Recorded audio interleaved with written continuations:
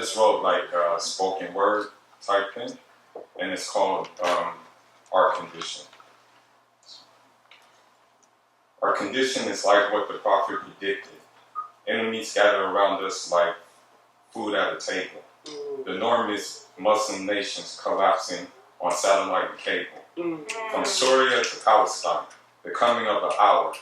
Allah knows best, but I think we're living around that time. I ask the forgiver to pardon me for some of the things I'm about to say. The ulama preserve the prophetic way. It's our GPS agenda. Yet how come we're proud to stray?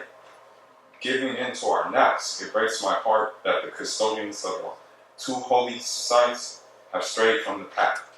Financing terrorism with petrol dollars, it's really not hard to do the math. When we see the self-proclaimed Salaf doing the opposite of who they claim to follow, are you not afraid of Yom Qiyamah and needing good deeds tomorrow? I'm no Shia, but the origins of our division started with Muawiyah, then trickled down to his son. Fast forward to the house of Zawiya, where in their eyes, all blood is lawful, even that of a nun. I don't like talking about siyasa, also known as politics, but I have to vent, since every day I pray to Allah to hold on to Islam and not call it quits. The scholars of Medina and Timbuktu and Baghdad all valued knowledge, but more important was adab. Going into the mosque, this is thrown out the window. Only hearing salams from people who look like your kinfolks. I prayed with my hands to the side. I got it from Imam Malik. It doesn't make me a Shia. It just makes his opinion valid. You tell me this scholar made mistakes, which itself is a great mistake. Please put your chest back in and stay in your place. The prophet was an abode of compassion and ocean of knowledge, which the companions and scholars drank from. Where did you get your rank from? Because you did a couple of courses that makes you a sheikh? Yet you denied the miracles of the Aliyah who saw the prophet in a dream state and awake? Don't get mad at me because I embraced the Sawu from Abdul Qadir Jailani to Abu Hassan al-Shadili. I embrace their way gladly. I hope Allah will raise my rank gradually. The prophet said you can have good asabiyah, which is why I'm proud of being from the Fulani tribe. Trade, cattle, and deen is how we ride.